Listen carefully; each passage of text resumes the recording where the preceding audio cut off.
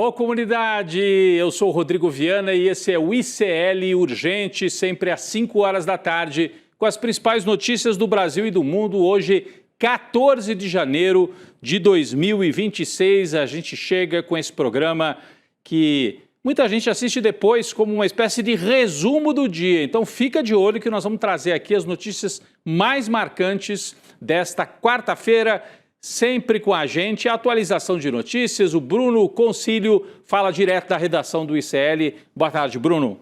Boa tarde, Rodrigo. Boa tarde para todo mundo que está nos assistindo nos canais de Instituto Conhecimento Liberta e Eduardo Moreira no YouTube. E muito boa tarde para você que está nos ouvindo nas rádios ao redor de todo o Brasil. Não esquece de dar like na nossa transmissão, se inscrever e comentar da onde que você está nos assistindo aqui no chat do YouTube, que eu estou de olho. Rodrigo, vamos nessa. É isso, boa tarde, Bruno, boa tarde para você que mora nesse país em que um ministro do Supremo Tribunal Federal mandou a PF, a Polícia Federal, entregar todas as provas referentes ao Banco Master, mantendo tudo lacrado sob controle desse ministro do STF. Eu estou falando do Dias Toffoli. Não parece bem estranho isso, gente? O juiz manda a polícia investigar e o delegado, seja na Polícia Civil, no Estado, seja na Polícia Federal, como é esse caso aqui, tem a sua autonomia de investigação. Agora, nesse caso, o Dias Toffoli, porque é dele que nós estamos falando, o ministro Dias Toffoli parece preocupado em manter sob controle todos os documentos. Qual é o medo do Dias Toffoli? Qual é a proximidade que ele tem com o Banco Master, com o Daniel Vorcaro ou com outros personagens? Para que ele tome uma atitude dessa. Nós vamos falar mais sobre esse assunto nessa quarta-feira. É muito estranho e a gente deixa aqui registrado logo na abertura e voltamos já a tocar nesse ponto importante aqui no ICL Urgente. Um escândalo de quase 6 bilhões de reais. A Polícia Federal deflagrou hoje a segunda fase da Operação Compliance Zero, que investiga o suposto esquema de fraudes financeiras envolvendo o Banco Master e o seu sócio principal, Daniel Vorcaro. Está aqui na manchete principal do nosso site desde as primeiras horas da manhã. PF faz buscas contra Daniel Vorcaro na segunda fase da Operação Compliance Zero. Entre os principais alvos estão Daniel Vorcaro, que era o proprietário da instituição que foi liquidada, está sob intervenção. Mas agora surge um outro nome além do Vorcaro, já havia surgido, mas hoje ele ganhou mais importância. A polícia mostrou que está de olho nesse outro personagem, que também foi alvo de buscas e apreensões, inclusive acabou preso na manhã de hoje. É um doador da campanha de Tarcísio de Freitas e de Jair Bolsonaro e é parente de Daniel Vorcaro. Vamos trazer mais detalhes. É o cunhado do banqueiro. É o cunhado que foi preso hoje. Quem traz outras informações sobre esse caso é o Bruno Concílio, acompanhando tudo desde amanhã. Bruno. Rodrigo, ao todo foram cumpridos 42 mandados de busca e apreensão expedidos pelo Supremo Tribunal Federal, além de medidas de sequestro e bloqueio de bens que somam mais de 5,7 bilhões de reais. Os mandados foram cumpridos em São Paulo e também na Bahia, Minas Gerais, Rio Grande do Sul e Rio de Janeiro. Dinheiro, joias e até uma arma de fogo estão entre os itens apreendidos pela Polícia Federal, Rodrigo. Agora, um outro personagem importante nessa equação, que nem você disse, Rodrigo, é o cunhado de Vorcaro, Fabiano Zettel. Ele foi preso de forma temporária após tentar embarcar em um voo para Dubai. O Zettel também foi o maior doador das campanhas de Tarcísio de Freitas e de Jair Bolsonaro em 2022, como você disse, Rodrigo. Segundo o portal de candidaturas do Tribunal Superior Eleitoral, o TSE, o cunhado de Vorcaro desembolsou 2 milhões de reais na campanha ao governo de São Paulo e 3 milhões de reais na tentativa de reeleição do então presidente da República, o Jair Messias Bolsonaro. É como dizem, Rodrigo? Onde tem fumaça, tem fogo. Muito bem, Bruno. Enquanto você falava, apareciam aí as fotos do personagem. Vamos repetir aqui o nome dele. É o Zettel, É o Fabiano Zettel. Vou até colocar aqui no telão. Olha a figura aí, Fabiano Zettel. Jeito assim de garotão que frequenta academia e tal. Mas é um mega empresário. Ele é cunhado do banqueiro do Banco Master. E o que chama a atenção? ele é não um doador, ele é o maior doador das campanhas de Tarcísio de Freitas e de Jair Bolsonaro. Por que botou tanto dinheiro nas duas campanhas? Qual é a ligação com o Tarcísio? Inclusive, qual é a ligação com a privatização da Sabesp? Tem ligação? Por hora, está preso. Estava tentando embarcar para Dubai o cunhado do Vorcaro. Será que ficou sabendo que ia ter a operação e tentou escapulir ou foi coincidência? O Vorcaro também estava embarcando para o exterior quando foi preso, lembram? Naquele primeiro episódio. Então, é algo para a gente ficar de olho, é um personagem para a gente ficar de olho. Então tem o Vorcaro, que era o chefão do grupo, e tem o cunhado, que é essa operação do braço político, diretamente nas campanhas eleitorais, como o maior doador eleitoral de Tarcísio de Freitas e de Jair Bolsonaro. Não sei se você reparou, se fosse um doador de uma campanha do Haddad e do Lula, isso seria a manchete principal do UOL, do G1, de todos os sites, das televisões. Sumiu, ou está sendo colocado com pouco destaque na maioria dos sites. Aqui no ICL nós estamos acompanhando com lupa esse caso. E é manchete desde cedo no ICL Notícias. Segundo estimativas da Polícia Federal, o volume total das fraudes investigadas no caso Master como um todo pode chegar a 12 bilhões de reais, é muito dinheiro, né? Em nota, a defesa de Daniel Vorcaro informou que tomou conhecimento da medida de busca e apreensão e que o empresário, o Vorcaro, tem colaborado integral e continuamente com as autoridades competentes, diz a defesa do banqueiro. Além dos familiares desse cunhado e outros familiares, surgem figuras também do mercado financeiro, agora na mira da PF, na operação de hoje.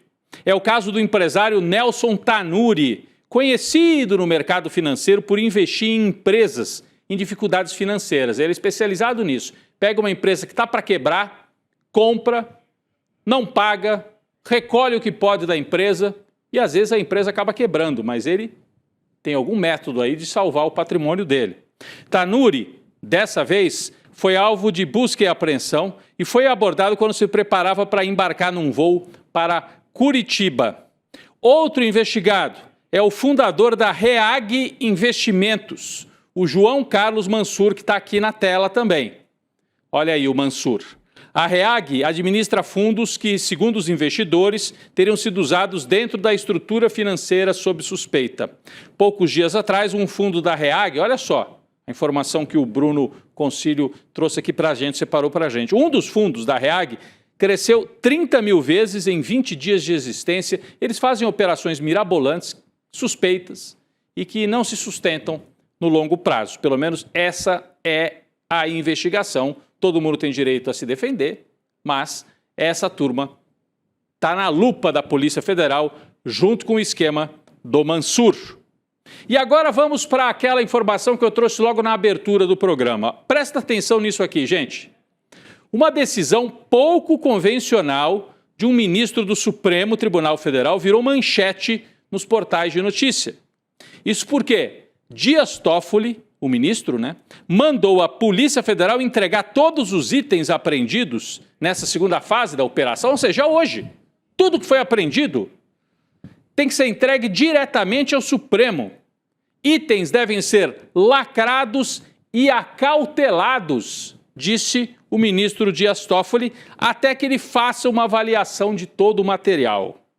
Bom, não precisa dizer que essa decisão causou estranheza dentro da Polícia Federal, que tenta entender se precisará do aval do ministro Dias Toffoli para seguir nas investigações, para avaliar o que foi apreendido. É isso mesmo? Não é comum isso, gente. A ordem do ministro Dias Toffoli consta da mesma decisão na qual o ministro fez questão de dar uma bronca na PF por ela não ter conseguido até agora colocar de pé a operação que acabou levando o cunhado de Vorcaro a ser preso. Então ele reclamou, foi muito lento para essa operação existir, então eu quero que tudo seja resguardado e fique tudo comigo. Usou esse argumento, ou alguns vão dizer, essa desculpa, para guardar debaixo das asas dele, Dias Toffoli, tudo que diz respeito a essa fase da operação. Bom, a intenção parece bem clara, desgastar a polícia e engavetar as provas, ou pelo menos guardá-las numa gaveta no Supremo, até o momento que o ministro ache adequado. Vamos seguir acompanhando. O ministro Toffoli, onde tem o Banco Master, ele parece se empolgar, sai correndo e fala, não, deixa comigo, deixa que eu cuido. Parece que é quase um pai, assim, dessa investigação. Bom, tem empresário que manda no Brasil e que tem ramificações na política, no judiciário, etc., entre governadores, como é o caso do Vorcar. Então tem empresário que manda ou que mandava no Brasil e tem empresário que manda ou que acha que manda no mundo. Empresário brasileiro. Olha, segundo a agência de notícias Reuters, o bilionário brasileiro Joesley Batista, dono da BIF, né? Enfim, é o grupo dos irmãos Batista. Ele teria viajado até a Venezuela para se encontrar com Delcy Rodrigues, a nova presidenta, ou a presidenta interina do país, depois que foi sequestrado Nicolás Maduro. O encontro de Joesley com Delcy Rodrigues aconteceu na última sexta-feira, depois que o Joesley pegou um voo privado e foi lá para Caracas conversar com a Delcy. Lembrando que ele já tinha ido conversar com o Maduro, antes do Maduro ser sequestrado. Ele esteve lá algumas semanas antes. Curioso, né? Fazendo papel de diplomata ou defendendo os interesses comerciais dele. Teriam conversado sobre a estabilidade do governo e sobre perspectivas de investimento. Joesley, claro, tem interesses comerciais na Venezuela. A Fluxus, empresa de petróleo e gás da família Batista, ou seja, eles saíram, ou pelo menos não estão mais só no ramo da carne, da proteína animal. Eles agora enveredaram pelo campo da energia e do petróleo. Então a Fluxus está avaliando a oportunidade de negócios na Venezuela.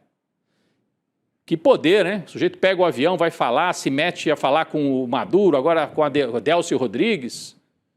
Curioso, né? Mas é para a gente ficar de olho e perceber como é que tem uma parte da burguesia brasileira que tem poder internacional hoje, né? Quem é o Joesley Batista, para quem não se lembra? Vamos trazer aqui para a tela algumas informações aqui separadas pela nossa equipe. Está aqui no telão. Se você está só nos ouvindo, tem agora a informação no telão. Quem é Joesley Batista? Fortuna estimada, 25 bilhões de reais. Ao lado do irmão Wesley, comanda a holding JF. Joesley e Wesley, para quem não se lembra, tiveram aquela conversa com o Michel Temer, uma conversa que foi escondida, ou era para ser escondida, e acabou sendo revelada, né? E quase levou o Michel Temer, que deu o golpe contra a Dilma, a ser derrubado também, porque era uma conversa altamente suspeita. O grupo dos dois controla empresas como JBS de carne, Pick and Pay, Banco Original e LHG. Ele, Joesley, foi investigado na Lava Jato, suspeito de ter pago propina para ninguém mais, ninguém menos do que Eduardo Cunha. Em 2025, se encontrou, como eu disse, com o Nicolás Maduro e também com o Donald Trump. Será que ele foi falar com o Maduro como um intermediário do Trump? Mas esse é o perfil. Presta atenção, é um dos homens mais influentes do Brasil e está se expandindo para toda a América Latina. Falando em Brasil e o mundo, olha só essa. O presidente Lula conversou por telefone com Vladimir Putin. Brasil e Rússia juntos para fazer uma avaliação sobre a Venezuela. Bruno Concílio tem outras informações. Bruno. Rodrigo, é a primeira vez que os dois conversam desde a invasão dos Estados Unidos na Venezuela. Em nota, o Kremlin afirmou que ambos os países compartilham os pontos em comum para garantir a soberania estatal e os interesses nacionais da República Bolivariana. Além disso, tanto o Brasil quanto a Rússia vão seguir combinando esforços com ações junto à ONU e ao BRICS para reduzir a tensão na América Latina e em outras regiões do mundo. Vai lembrar que os russos estão diretamente envolvidos nesse conflito depois do governo Trump apreender um petroleiro com bandeira russa vinda da Venezuela, Rodrigo. É isso, mas você repara que o Putin foi muito discreto na reação quando os Estados Unidos apreenderam esse petroleiro com bandeira russa. É discreto, mas a Rússia costuma agir assim mesmo, sem escândalo, né? São frios. A reação pode vir depois e pode ser que o Putin esteja jogando ali para concentrar tudo na Ucrânia e não queira se envolver diretamente agora com a crise da Venezuela. Mas conversou com Lula. E falando em Lula, temos informação sobre a campanha eleitoral de 2026, mais uma pesquisa. Vamos trazer então os números da pesquisa Quest, Genial Quest, divulgados hoje. O presidente Lula segue na liderança e venceria em todos os cenários de primeiro e de segundo turno em 2026. Mas antes de falar dos cenários eleitorais, a aprovação do governo Lula. Vamos dar uma olhada aqui no telão. Linha vermelha, desaprovação. Linha azul, aprovação. Você repara que 2025 começou muito difícil e ruim para o Lula, explodiu a desaprovação ao governo, abriu aqui, né? A linha vermelha ficou muito mais aberta em relação à linha azul. Depois, a partir de meados do ano, Lula foi se recuperando, houve um empate entre desaprovação e aprovação que persiste. Então, o Lula recuperou a aprovação ao governo, mas não consegue superar esse grande contingente de brasileiros que seguem a desaprovar o governo. 49% desaprovam, 47% aprovam, o que mostra que vai ser uma eleição muito disputada. Vamos para os cenários eleitorais, então. A gente tem aqui primeiro turno, separamos algumas telas, né? Aqui são vários cenários de primeiro turno. O principal é Lula contra Flávio Bolsonaro, mas eu queria mostrar aqui, né? O Lula tem vantagem, uma boa vantagem sobre o Flávio Bolsonaro, e a gente tem aqui o cenário específico de Lula contra Flávio, que é o próximo telão. Lula contra Flávio Bolsonaro. Olha só, Lula 35%, primeiro turno, tá? Flávio 26%, Ratinho Júnior 9%, Ronaldo Caiado 4%, Romeu Zema 3%, depois Aldo Rebelo, Renan Santos, o Lula com uma margem de 9 pontos no primeiro turno, né? A gente depois tem os cenários de segundo turno. O Lula também venceria, né, todos os adversários no segundo turno. O que chama a atenção, o Tarcísio, que não vai bem no primeiro turno, inclusive quando estão Tarcísio e Flávio, o Flávio tem vantagem sobre o Tarcísio, mas num segundo turno contra Lula, o Tarcísio perderia por uma diferença de 5 pontos. O Flávio perderia por uma diferença de 7 pontos. Ou seja, Lula abre 7 pontos de vantagem em relação a Flávio Bolsonaro. Vamos mostrar no telão aqui o próximo quadro que indica que o Flávio Bolsonaro perde, mas ele tem melhorado o seu percentual. O Flávio Bolsonaro, e acho que esse é o principal destaque dessa pesquisa de hoje, se consolida como candidato. Está aqui. Lula tinha uma vantagem de 16 pontos sobre o Flávio. Hoje, no segundo turno, esta vantagem estaria em 7 pontos. Lula, 45, Flávio Bolsonaro, 38, né? Então mostra que o Flávio Bolsonaro, essa pesquisa indica, conseguiu a transferência de votos entre os eleitores fiéis do Jair. Todo mundo praticamente vai de Flávio Bolsonaro. Entre a direita não bolsonarista, ele já tem um apoio bastante razoável. Onde o Flávio Bolsonaro tem dificuldade? Os eleitores independentes, aquele 10% que não está nem lá nem cá, e é por isso que o Lula tem essa vantagem. A pesquisa também pergunta, você acha que o Flávio vai até o fim com a candidatura dele? Cada vez mais gente acha que sim. É uma candidatura que veio para ficar. 54% dizem que vai até o fim, que o Flávio não vai desistir, e 34% dizem ainda que ele está usando a candidatura para negociar. Agora um dado interessante, né? Um outro dado interessante, na verdade, nós vamos trazer aqui para a tela. O que te dá mais medo hoje?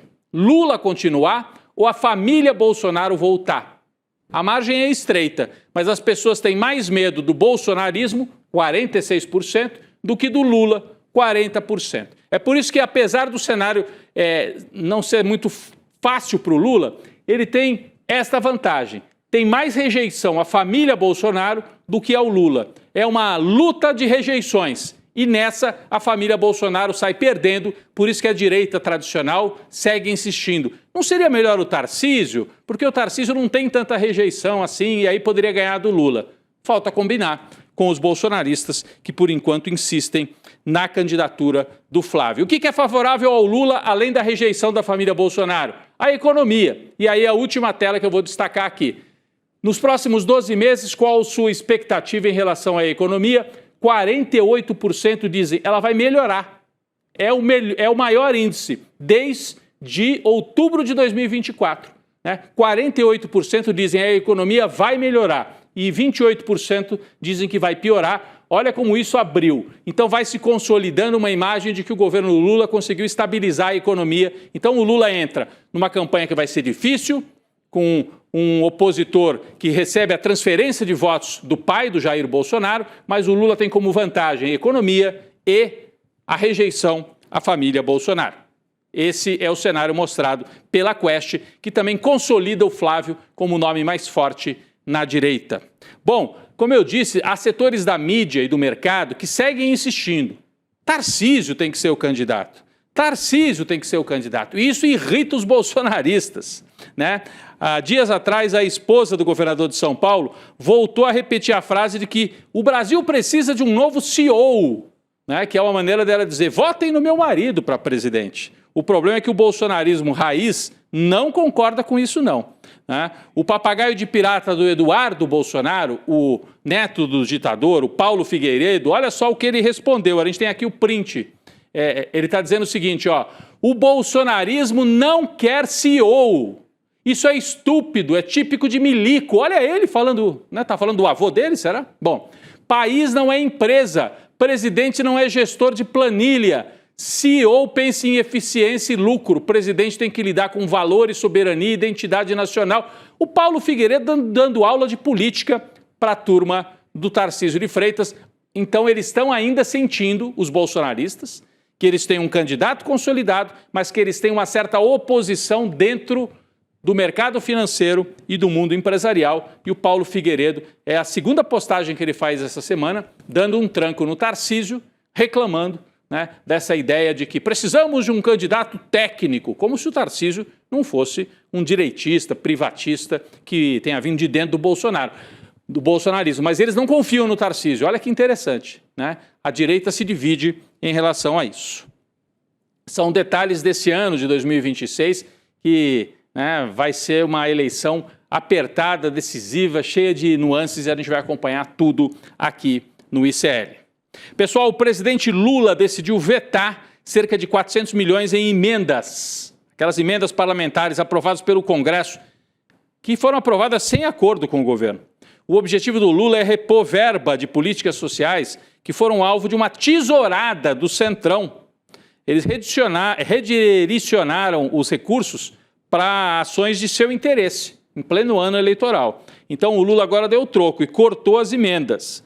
Além desses 400 milhões em emendas que foram vetados pelo Lula, ele também remanejou, por meio de atos do Executivo, 7 bilhões, né, sem necessidade de aprovação do Congresso, e outros 3 bi ficarão travados à espera de um envio de um projeto de lei. Ou seja, o Lula está dando troco no Congresso, que tirou dinheiro de programa social para colocar esse dinheiro nas emendas parlamentares. O prazo para a sanção do projeto de lei orçamentária, ou seja, do orçamento para 2026, se encerra hoje, mas o Lula já anuncia que vai fazer esse veto. Vai ter briga, vai ter choro e ranger de dentes lá no Congresso Nacional.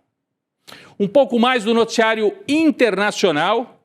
Trump, o imperador do mundo. Olha só a declaração que ele deu hoje. Ele diz, eu acredito que deveríamos contar com o apoio da OTAN para anexar a Groenlândia. Bruno Concílio, eu não estou entendendo, como dizem em São Paulo, não estou entendendo. Porque os Estados Unidos é da OTAN, mas a Groenlândia pertence à Dinamarca, que também é da OTAN, e o Trump acha que a OTAN tem que ficar do lado dele. É isso mesmo, Bruno? Rodrigo, parece que o Trump esqueceu que a Dinamarca também faz parte da OTAN. Ou isso, ele faz questão de mostrar para o mundo que é o novo ditador de fato, como a gente vem falando nesses últimos dias. Em uma publicação na Truth Social, que é a sua própria rede social do Donald Trump, ele diz que a OTAN deveria comandar o caminho para que os Estados Unidos sigam com o plano de anexação da Groenlândia. Olha só isso, Rodrigo. Os Estados Unidos precisam da Groenlândia para fins de segurança nacional. A OTAN deveria liderar o caminho para que consigamos fazer isso. Se não fizermos, a Rússia ou a China o farão. Isso não vai acontecer. A OTAN se torna muito mais eficaz com a Groenlândia nas mãos dos Estados Unidos. E qualquer coisa menos que isso é inaceitável. É bom lembrar que os ministros das Relações Exteriores da Dinamarca e da Groenlândia se reuniram hoje na Casa Branca com o vice-presidente dos Estados Unidos, o J.D. Vance, e o secretário de Estado, o Marco Rubio, né? E o objetivo é reduzir justamente a tensão da crise e encontrar um caminho diplomático para satisfazer as exigências de ambos os países. Só que acho que isso não vai rolar, né, Rodrigo? Com uma declaração dessa, como é que vai reduzir tensão? Trump deixando claro que é no acordo ou na marra. A Groenlândia, ele já falou que quer comprar a Groenlândia, que quer que a OTAN defenda a Groenlândia, e se não tiver acordo, ele vai botar as tropas ali e vai tomar na mão grande. Como está anunciando, eu li um pouco antes de entrar no ar, que vai mesmo bombardear o Irã a qualquer momento. Então, ele vai usar esse primeiro semestre de 2026 para todos os abusos de quem se considera, de fato, imperador do mundo, criando um clima de instabilidade permanente. Bom, mais uma ofensiva de Donald Trump contra a imigração, dessa vez atinge diretamente os brasileiros. O governo dos Estados Unidos suspendeu a emissão de vistos de imigrantes para cidadãos de 75 países, incluindo o Brasil. A medida não atinge turistas e nem viagens a negócios. Mas conta mais, Bruno, sobre essa informação para a gente, por favor. Rodrigo, é isso mesmo. Segundo o governo Trump, o processamento de visto será interrompido para países cujos imigrantes recebem benefícios sociais em níveis considerados inaceitáveis, que é justamente uma das falas do Trump também, que a gente acabou de ver. A informação foi divulgada hoje de manhã pelo Departamento de Estado através do X. A mensagem diz, abre aspas, o Departamento de Estado suspenderá o processamento de vistos de imigrantes de 75 países cujos migrantes recebem benefícios sociais do povo americano em taxas inaceitáveis. O congelamento permanecerá em vigor até que os Estados Unidos da América possam garantir que os novos imigrantes não irão extrair riqueza do povo americano. Ou seja, Rodrigo, Trump barrou a emissão de vistos de imigrantes, que ele considera que dá muitas despesas aos Estados Unidos, né? É uma coisa meio louca, assim. É isso. O Itamaraty se pronunciou, disse que não foi informado a respeito de qualquer medida relativa à suspensão de vistos. Ele não avisa mesmo, ele vai fazendo. O Itamaraty vai precisar se acostumar e o Brasil tinha que adotar uma outra postura, talvez, porque a gente embarcou num outro momento no planeta. Uma nota importante relativa à defesa de Jair Bolsonaro. Olha, a defesa do Bolsonaro voltou a pedir ao ministro Alexandre de Moraes a transferência dele para a prisão domiciliar. Eles não cansam de pedir e levar um não na cara, né? O Bolsonaro está preso na superintendência da PF em Brasília, como todo mundo sabe, mas ele vai toda hora para o hospital, né? No pedido feito ontem, os advogados citam o estado de saúde do Bolsonaro e a queda dele na semana passada, lembra? Ele bateu a cabeça e tal. Pedem em caráter de urgência avaliação médica independente sobre a compatibilidade do estado clínico com a cela na qual ele está preso. O pedido foi levado ao Supremo no mesmo dia em que Moraes negou o recurso apresentado contra a condenação. Então, cada dia um recurso. É quase que uma coisa abusiva, né? Daqui a pouco o Xandão vai dar uma espinafrada, vai dar uma bronca na defesa por tantos recursos que deixam claro que é algo quase que abusivo por parte da turma lá do Bolsonaro. Os advogados também afirmam que o ex-presidente não consegue se firmar sozinho, precisa de ajuda, por isso que precisaria ir para a prisão domiciliar. Obrigado, Bruno Concílio, mais uma vez com a gente na atualização de notícias do ICL Urgente. Obrigado, Rodrigo, e até amanhã. Até amanhã. Vem aí o ICL Notícias, segunda edição, com a Gabi Varela, Chico Sá. Mais notícias, tem a cobertura internacional, tem toda a cobertura sobre o caso Master. Daqui a pouco eu estou lá, mas antes disso, notícias sobre o ICL e sobre algo que pode ajudar o seu bolso. O mapa da mina do Eduardo Moreira, mais uma vez, vem aí. Nos últimos anos ele acertou tudo, né? Então são as previsões do Edu, as indicações, as dicas que ele dá para você que tem um dinheirinho aí guardado e não sabe direito como investir. Dia 29 de janeiro, uma quinta-feira, 8 horas da noite, mapa da mina. Todo ano o Eduardo faz e esse ano com dicas no meio dessa tempestade. É mais importante ainda, tempestade no mundo, nos Estados Unidos e o Brasil em ano eleitoral. Você participa digitando iclurgente.com.br. Digite iclurgente.com.br, coloque lá o seu e-mail, é rapidinho, você pode fazer agora, iclurgente.com.br, ou faz pelo QR Code. Põe o seu e-mail rapidinho e a nossa equipe te avisa no dia 29, é hoje, Mapa da Mina com Eduardo Moreira. Tá dado o recado, pessoal? Fiquem aí, porque vem o N2, eu também estarei por lá daqui a pouquinho. O ICL Urgente volta amanhã. Um grande abraço a todos. A esquerda do Brasil realmente, em boa parte, virou uma esquerda caviar. A direita do Brasil, ela é hoje em dia muito mais jovem do que as pessoas imaginam. O ICL resolveu rodar a maior pesquisa de opinião já feita no Brasil até hoje, usando o que existe de mais moderno em tecnologia de pesquisa. E os resultados são não só surpreendentes, mas em alguns casos devastadores. O pensamento dos segmentos da população que são mais atingidos pela violência, pelas maldades do sistema, são aqueles que estão se tornando mais conservadores e que pedem mais violência. Se você quiser assistir em primeira mão esses resultados, que vão ser uma revolução na forma como as pessoas enxergam o Brasil e os brasileiros, 22 de janeiro, uma quinta-feira, às 8 horas da noite, você vai participar desse evento gratuitamente. No ICL, o conhecimento transforma realidades. São mais de 300 cursos com alguns dos maiores nomes do Brasil, em economia, política, filosofia, história, finanças pessoais, autoconhecimento e muito mais. Aqui, cada aluno faz parte de um projeto único, 100% independente e financiado pelos próprios estudantes. É graças a quem se torna aluno que o ICL existe e o jornalismo livre chega até você. Se inscreva agora em icl.com.br e torne-se aluno. Estude, apoie e faça parte da revolução do conhecimento.